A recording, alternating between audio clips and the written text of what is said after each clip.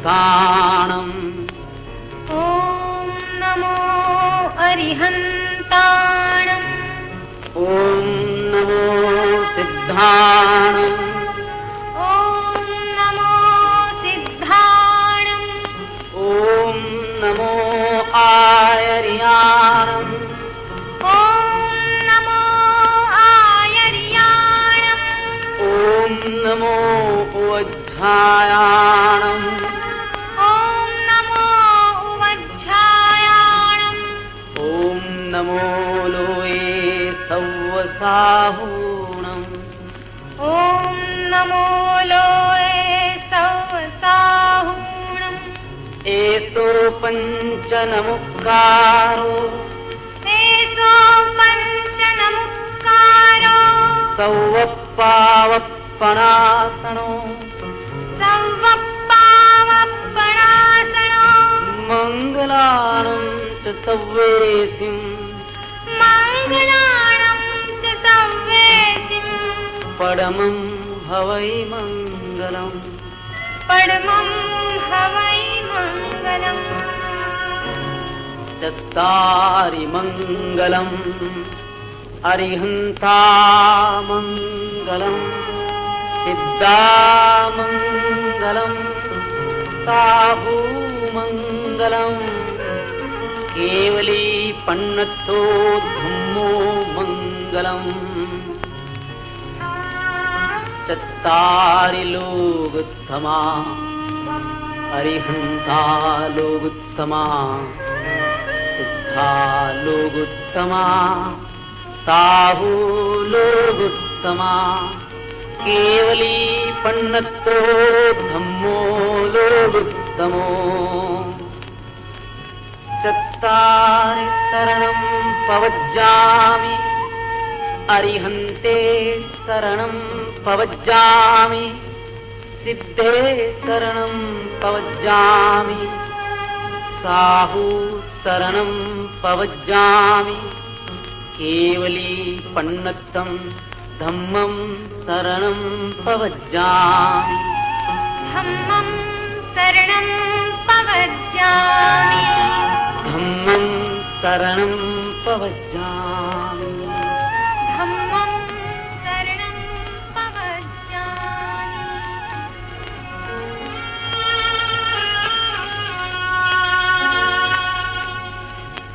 मङ्गलं भगवान् वीरो मङ्गलं गौतमप्रभु मङ्गलं स्थूलिभद्राद्या जैनधर्मोऽस्तु मङ्गलम् मङ्गलं भगवान् वीरो मङ्गलं गौतमो गणिः मङ्गलं कुन्दकुन्दाद्यः जैनधर्मोऽस्तु मङ्गलम्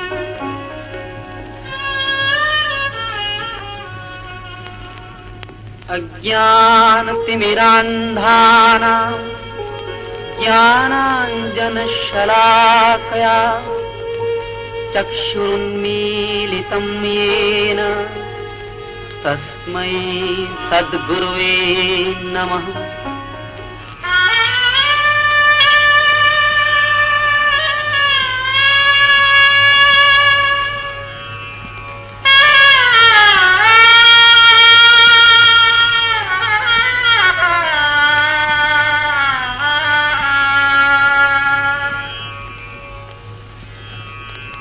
प्रशमरसपूर्ण प्रशांत मुख मुद्रा वाले आदिनाथ ऋषभदेव भगवान के ध्यान में अनेक महान आत्माएं लीन होती रही। उनके बताए हुए रत्नत्रयी मोक्ष मार्ग पर चलती रही। ऐसे एक थे आचार्य श्री मानतुंग सूरी। उनके भक्ति ध्यान की अग्नि परीक्षा हुई। राजा हर्षदेव ने अपने दरबारी पंडितों की प्रेरणा से उन्हें राज दरबार में बुलाया। उनको जैन धर्म का जिन भक्ति का प्रभाव और सामर्थ्य बताने को कहा और उनको 48 कड़ियों वाली श्रृंखला पहनाकर एक कोठरी में कैद कर दिया। सारे शरीर पर थी श्रृंखला की कड़ियां और कोठरी के दरवाजे पर थे बड़े बड़े ताले। भगवान आदिनाथ के निरंतर भक्ति ध्यान में लीन रहने वाले श्री मानतुंगाचार्य इस कसौटी की चुनौती को उठा करके कटिबद्ध हुए। वे मन वचन कर्म से ध्यानस्थ हुए। जैसे ही वे ध्यान में लगे कि फूटी नाभि के भीतर से उनकी भक्ति धारा, उनकी अमरता दायिनी कल्याणी वाणी, और फिर भगवान आदिनाथ की ध्यान भक्ति में खोकर उनकी समग्र चेतना गा उठी। मानो प्रथम जिनेंद्र आदि देव की वाणी रूप सरस्वती ही उनके कंठ में बैठी। भक्त को अमर बनाने वाला नूतन स्तोत्र शुरू हुआ। भीतर से एक एक भक्ति गाथा फूटती गई और इधर उनके शरीर पर पड़ी हुई बेड़ियां एक एक करके टूटती गई।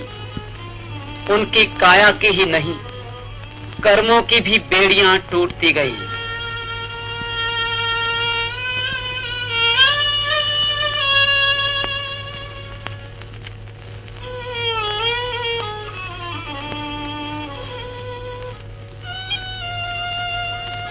महाभक्त मानतुंगाचार्य के सामने की कोठरी की 4 दीवारें मानो गायब हो गई।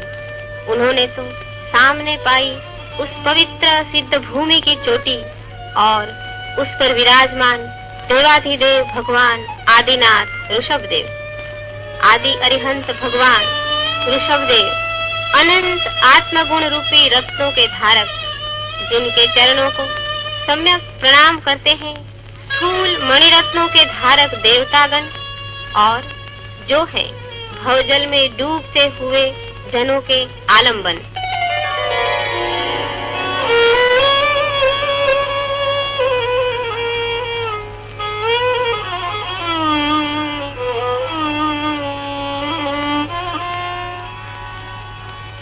भक्तामर प्रणतमौलिमणि प्रभाणाम् उद्योतकं दलित पापतमोवितानम्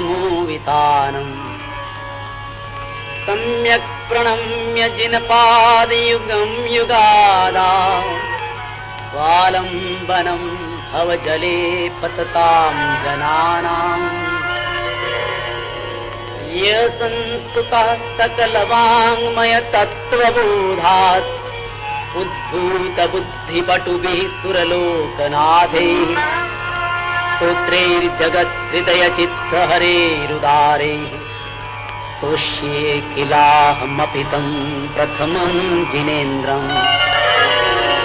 बुद्ध्याविनापि विबुधार्जितपादपीठ स्तोतुं समुद्यतमतिर्विगतत्रपोऽहम् बालं विहाय जलसंस्थितमिन्दुबिम्बम् अन्यः क इच्छति जनः सहसा ग्रहीतुम्। वक्तुं गुणान् गुणसमुद्रशशाङ्ककान्तान् कस्ते क्षमः सुरगुरुः प्रतिमोऽपि बुद्ध्या कल्पान्तकालपवनोद्गतनक्रचक्रम् भुवातरीतुमुलमम्बुनिधिं भुजाभ्याम्।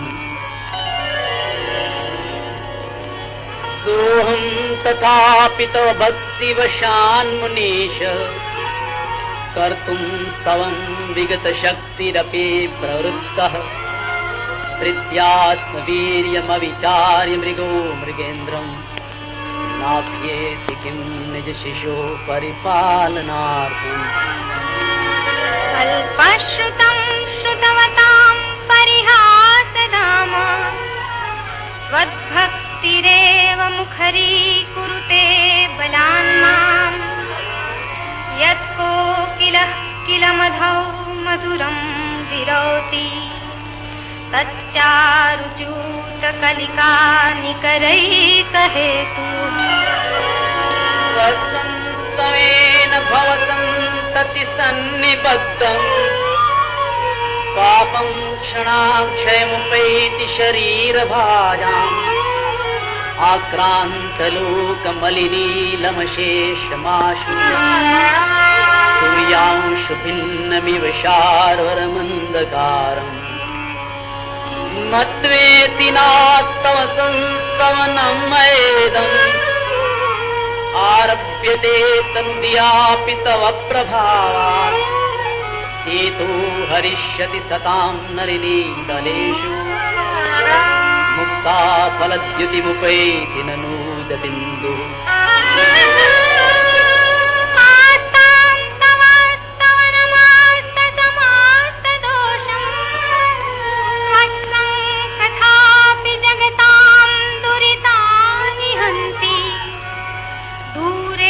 सहस्रकिरणः कुरुते प्रभैव पद्माकरेषु जलजानि विकासभाञ्जी नात्यद्भुतं भुवनभूषण भूतनाथ भूतेर्गुणैर्भुवि भवन्तमभीष्टवन्तः तुल्या भवन्ति भवतो ननु तेन किं वा भूत्याश्रितं य इह नात्मसमं करोति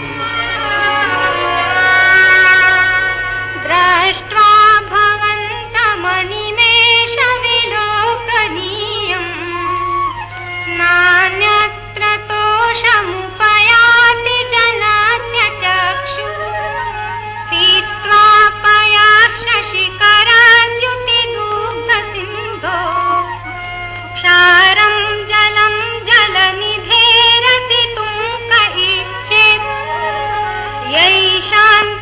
यैषान्तरागरुचिभिः परमाणुभिः त्वं निर्मापिता त्रिभुवनैकललामभूता तावन्त एव खलु ते प्रणवाः पृथिव्याम् यत्ते समानमपरं नहि रूपमस्ति वक्त्रं त्वते सुरनरोरगनेत्रहारी निशेष निर्जित जगत्त्रितयोपमानम् बिम्बं कलङ्कमलिनं त्वनिशाकरस्य यद्वासरे भवति पाण्डुपलाशकल्पम् सम्पूर्णमण्डल शशाङ्ककलाकलाप शुभ्रा गुणा त्रिभुवनं तव लङ्घयन्ति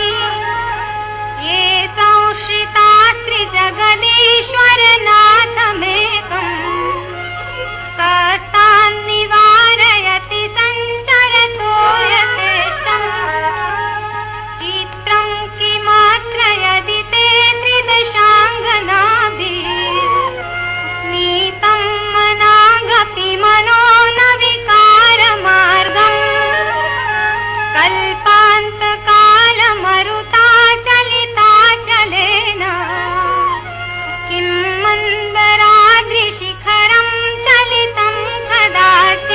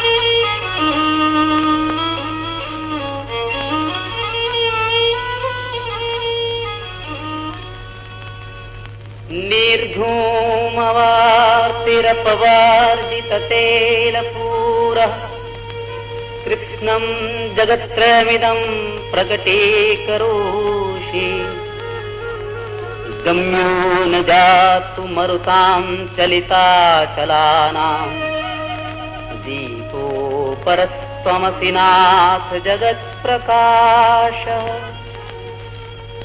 नास्तं कदाचिदुपयासि न राहुगम्यः स्पष्टीकरोषि सहसायुगपज्जगन्ति नाम्भोधरोदरनिरुद्धमहाप्रभावः सूर्यातिशायि महिमासि मुनीन्द्रलोके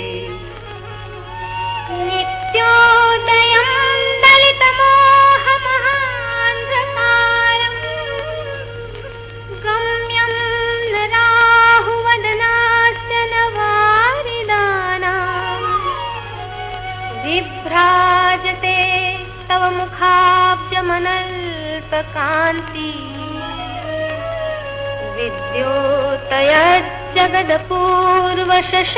विद्योतयज्जगदपूर्वशशाङ्कबिम्बम् किं शार्वरीषु शशिनाह्नि विवस्वता वा युष्मन्मुखेन्दुदलितेषु तमस्सु नाथ निष्पन्नशालि वनशालिनि जीवलोके कार्यं कियज्जलधरे जलभारनम्रे ज्ञानं यथा त्वयि विभाति कृतावकाशं नैवं तथा हरिहरादिषु नायकेषु तेजस्फुरन्मणिषु याति यथा महत्त्वम् नैवं तु काचि सकले किरणाकुलेऽपि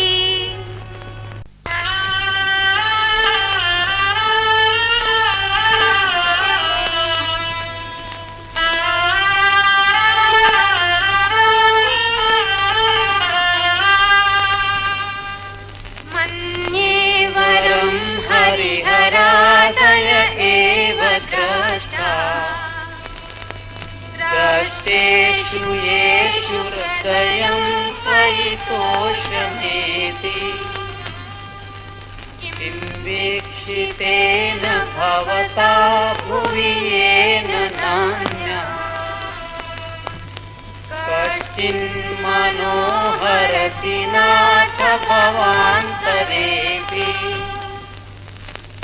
क्रीणां शतानि शतशो जनयन्ति पुत्रान् नान्यासुतं त्वदुपमं जननी प्रसूता सर्वादिशो दधति वाणि सहस्ररश्मिम् प्राच्येव दिग्जनयति स्फुरदंशुजालम्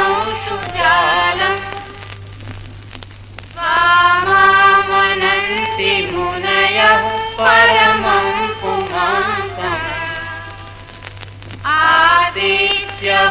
आदित्यवर्णममलं तमसः परस्तात् स्वामेव सम्यगुपलभ्य जयन्ति मृत्युम्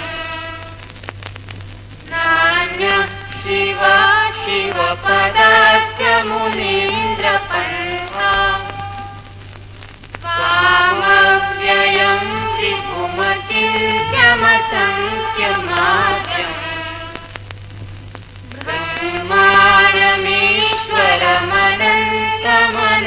ब्रह्माणमीश्वरमनन्तमनङ्गकेतुम् योगीश्वरं विदितयोगमनेकमेकम् ज्ञानस्वरूपममलं प्रवदन्ति सन्तः बुद्धस्त्वमेव विबुधार्चितबुद्धिबोधात् त्वं शङ्करोऽसि भुवनत्रयशङ्करत्वात् घातासि धीर शिवमार्गविधेर्विधानात् व्यक्तं त्वमेव भगवन् पुरुषोत्तमोऽसि।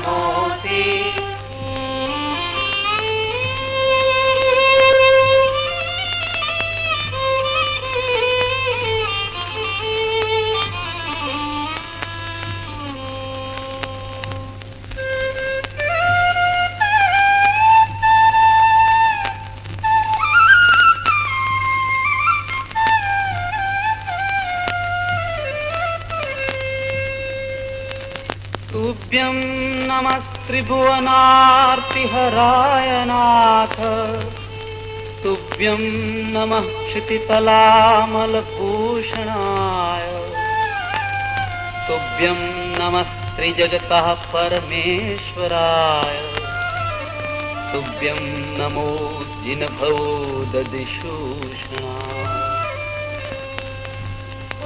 विस्मयोऽत्र यदि नाम गुणैर्शेषैः त्वं संश्रितो निरवकाशतया मुनीषा, दोषैरुपात्तविविधाश्रयजातगर्वैः स्वप्नान्तरेऽपि न कदाचिदपीक्षितोऽसि। उच्चैरशोकतरुसंश्रितमुन्मयूख मा भाति रूपममलं भवतो नितान्तम्, स्पष्टोल्लसत्किरणमस्ततमोवितानम्, बिम्बं रवेरिव पयोधर पार्श्ववर्ती। सिंहासने मणिमयूखशिखा विचित्रे विभ्राजते तव वपुकनकावदातम्, बिम्बं वियद्विलसदंशलतावितानम्, तुङ्गोदयाद्रिशिरसीव सहस्ररश्मिः।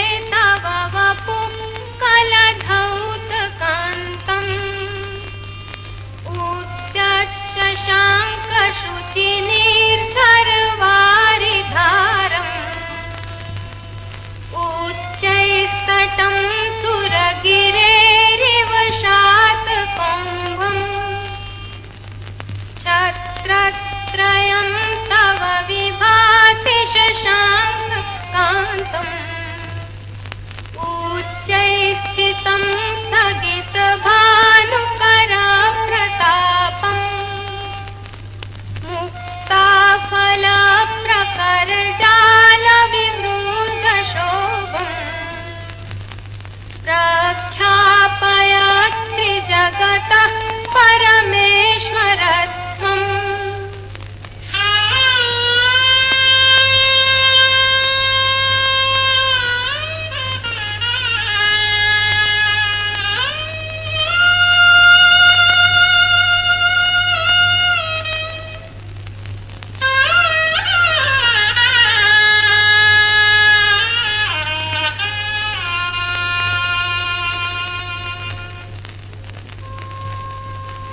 इस प्रकार भगवान आदिनाथ का अनेक रूपों में ध्यान करते हुए मानतुंगाचार्य वर्णन करते हैं उनकी जगत कल्याणी वाणी का। आदि तीर्थंकर की वाणी धीर, गंभीर, सर्व प्रकाशक।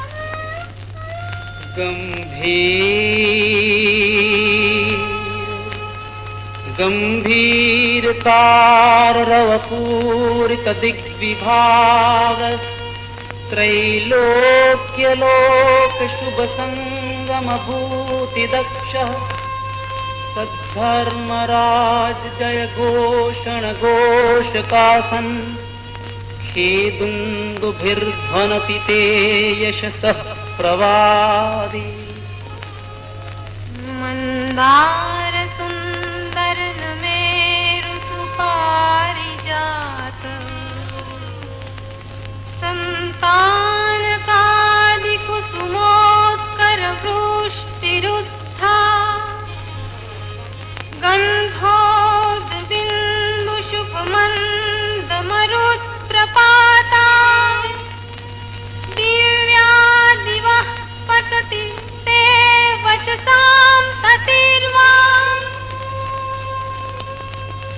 शुम्भप्रभावलय भूरि विभोस्ते लोकत्रयद्युतिमतां द्युतिमाक्षिपन्ते प्रोद्यद्दिवाकर निरन्तर भूरि संख्या दित्या जयत्यपि निशामपि सोम सौम्या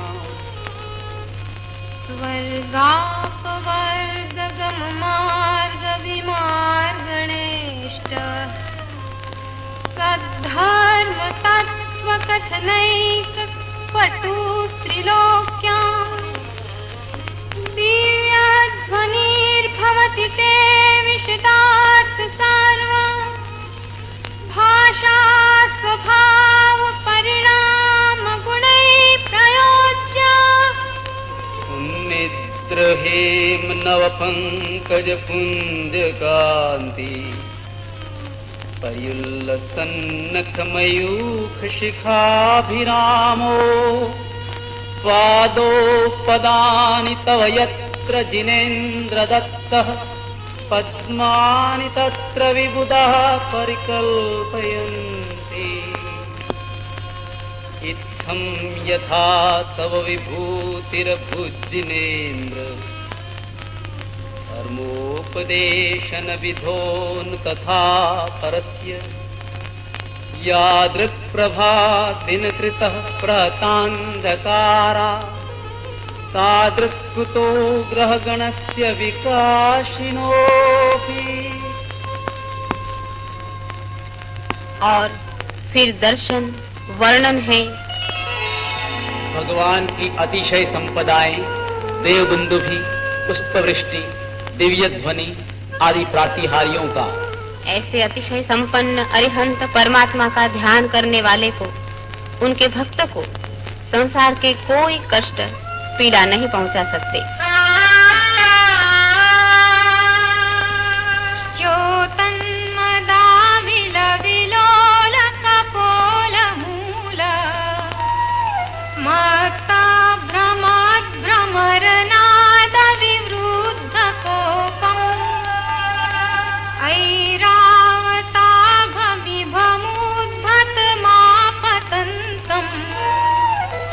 दृष्ट्वा भयं भवति नो भवदाश्रितानाम् भिन्ने भगुं भगलदुज्ज्वल शोणितात् मुक्ता फल प्रकर भूषित भूमिभागः बद्धक्रमः क्रमगतं हरिणादिभूपि नाक्रामतीक्रमयुगाचल संश्रितं ते कल्पान्त काल पवनोद्धतवन्निकल्पम् दावानलं ज्वलितमुज्ज्वलमुत्फुलिङ्गम् विश्वं जिगत्सुमिव सम्मुखमापतन्तम् त्वन्नाम कीर्तनजलम् शमयत्यशेषम् रक्ते क्षणं समदकोकिलकण्ठनीलं क्रोधोद्धतं फणिनमुत्फणमापतन्तम् आक्रामतीक्रमयुगेन निरस्तशङ्कः त्वन्नामनागदमनीर्यदि यस्य पुंसः।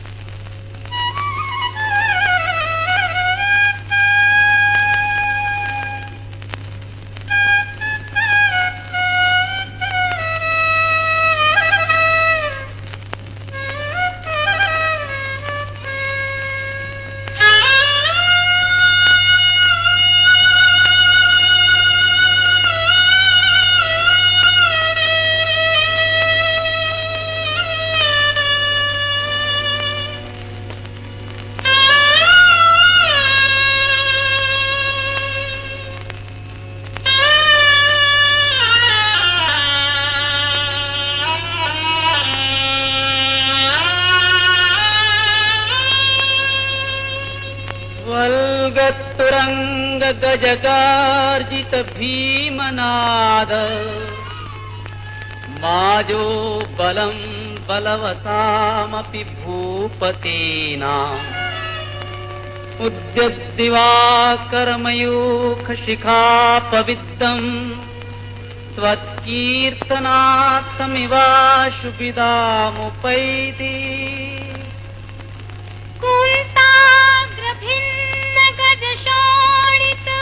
गजशोणितवारिवाह वेगावतार तरणातुर्योध भीमे युद्धे जयं विजित दूर्जय जेय पक्षा त्वत्पाद पंकज वनाश्रयिणो लभन्ते अम्भो निदोक्षुभित भीषण नक्र चक्र पाठीन पीठ भयदोल्वण वाग्नो रंगतरंग शिखर स्थित यान पात्रा त्रासं विहाय भवता स्मरणात् व्रजन्ति उद्भूत भीषण जलोदर पारभुग्ना शोच्यां दशामुपगताश्च्युत जीविताशा त्वत्पाद पंकज रजो मृत दीर्घदेहा मर्त्या भवन्ति मकरध्वज तुल्य रूपा आपादकण्ठ मुरशृङ्खल वेष्टिताङ्गाः गाढं बृहन्निगडकोटि निगृष्टजङ्गाः त्वन्नाम मन्त्रमनिशं मनुजाः स्मरन्तः सद्यः स्वयं विगत बन्धवया भवन्ति मत्तद्विपेन्द्र मृगराज दवानलाहि संग्राम वारिधि महोदर बन्धनोत्थम् तस्याशुनाशमुपयाति भयं भियेव यस्तावकं स्तवमिमं मतिमानधीते सूत्रस्रजं तव जिनेन्द्र गुणैर्निबद्धाम् भक्त्या मया रुचिरवर्ण विचित्र पुष्पाम् दत्ते जनो य इह कण्ठगतामजस्रम् तम्मानतुङ्गमवशात्समुपेति लक्ष्मी